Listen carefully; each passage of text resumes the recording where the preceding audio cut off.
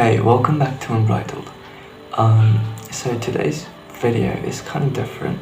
It's on a topic that maybe you've heard quite a lot about, or maybe you haven't heard anything about at all. It's about critical thinking. Now you might be wondering what critical thinking actually is, or you might have an opinion of your own. So before I tell you my interpretation of critical thinking and how to go about using it in your self-improvement journey, let me tell you a story. So this was back in 2020, and I was sitting around talking with my family, just plain socializing, and they were talking about politics.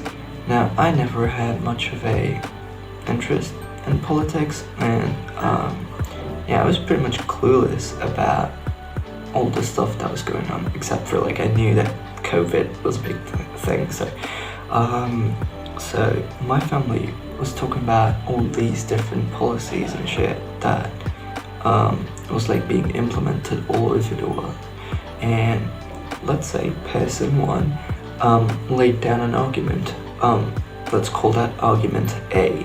And the way person one went about doing it, presenting it, and laying down the logical reasoning and shit, it made me think okay, maybe person one's argument is the argument and they are practically correct. And then came along person two, and they laid down the counter argument to argument A, which let's call it argument B. Now they put it in such a way that I was convinced that okay, person one is wrong and person B is correct. So you might find yourself in situations like me. In fact, you might already have found yourself in situations like me where you sort of don't have much of a clue as to what situation you're in, or you really don't know the depths of the waters. All you see is the shallow level information, and you have to make out what to do with it, right? And that's where critical thinking really comes in, because when you're faced with equally attractive options and you have to pick something to get the best possible results, you have to think things through, and that takes a lot of thinking. And thinking, by the way, is a skill. You can learn it, you can get better at it, and if you don't practice it, you can lose. And before we get into the whole meat of the situation, first you have to understand what critical thinking actually is. Here is how I like to think about it. Whenever you have something really big and complex to make sense of, you can't always see it in its entirety and make sense of it right away, because that's not how complex things work. You need to break things down into their individual parts, and then work out how every single variable correlate with each other and how they affect the whole thing. I'm kind of generalizing here, but basically if you want to understand complex things, you need to break shit down. And critical thinking is the skill that allows you to dissect big problems into those individual variables. So yeah, that's a skill that you can learn. Now, it's a skill that nobody teaches you, right? Nobody in school ever teaches you hey, these are the steps that you can implement in order to basically get good at critical thinking. So yeah, you need to put in the reps. But how do you do that? It's simple, really. It all comes with practice. It's how you do dumbbell curls, right? So if you lift, let's say 5 kilos of weight, and you do that for 12 repetitions, then your biceps are going to grow a little bit and they're going to get stronger. And when you feel 5 kilos aren't cutting it anymore, you move on to 10 kilos, or maybe it's progressive overload. But yeah, we all know that you start small and you end up big. But what is the dumbbell in this case, right? What do you actually use in order to grow your mind to think critically? And that's where this diagram comes in. Right, so before I explain to you how to use this thought dissection diagram, I just want to say that thanks for watching. It really means a lot to me. But yeah, let's get into the diagram. So this is something that I made that helps you basically dissect your thoughts. The diagram is pretty self-explanatory. It teaches you how to think about your thoughts. So let's say, let's look at the diagram for a second. Here's the initial thought. I'm feeling bad / anxious about X, and that could be anything.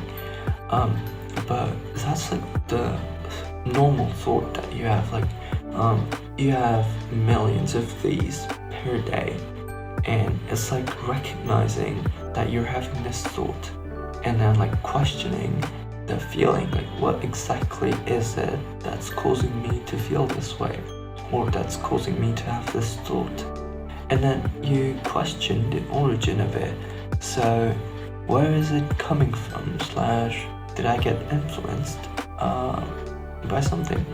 And that's really powerful, because most of the thoughts that you do have do tend to be noise.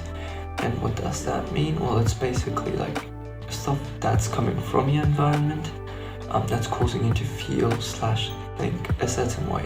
So think about advertisements. The reason that people pay so much to put their shit up on billboards is because when people get exposed to, let's say, information, your subconscious registers it, and it leaves an imprint. So all those advertisements, they basically cause you to buy a product. You might not believe it, but that's how it works. So yeah, you need to question yourself if the feelings that you've been having, are they really genuine, or are they just the product of the system? And then question the validity of it. So, are my thoughts validated, or is this just another passing emotion? Now, what does that mean? Well, some emotions do have a very physical anchor to them. So let's say you got in a breakup and you feel sad. If you say that I feel sad, well, it has a physical anchor and is related to real life. It is not a passing emotion, because you are reacting to something that happened. And that we know how breakups go. It's gonna last for a bit and then it's gonna go away. But a passing emotion is just something that you feel on a whim. Let's say somebody cut you off in traffic, you're gonna get angry, but that's passing emotion. You're not gonna give a shit about it tomorrow morning. You're not gonna fucking get angry at the guy if you met him a week later. You won't even remember his face. So that's what it means. And question your next action. So should I act on it or just let it pass? And this is important, because sometimes you need to think about your emotions and then act on them, because acting on emotions is not something that everybody tells you to do. But I feel emotions can be a good guiding, let's say, a good guide if you know how to actually use them, because emotions are fickle, so there's always going to be that risk. But yeah, that's how you dissect your thoughts. Just put out an example of an emotion, but you can do that about pretty much every thought. So yeah, there's one thing that you need to know. This diagram or thought dissection protocol, basically, it won't always lead to a solid answer, because sometimes there is no solid answer.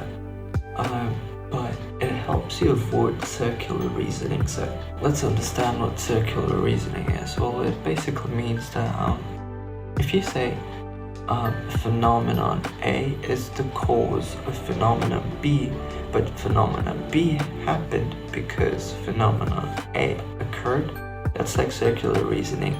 It's not giving you any answers. Like, yeah, you're just saying that A causes B in like two different ways, you know. So this thought dissection diagram helps you avoid that circular reasoning, and with enough practice you're going to be able to do that in everyday situations. So you're going to get better and better at critical thinking. So yeah, that's what I wanted to share, and I hope you learned something new, and if you did, I'd appreciate a like and a sub. And yeah, have faith and keep working hard. I'll see you in the next one.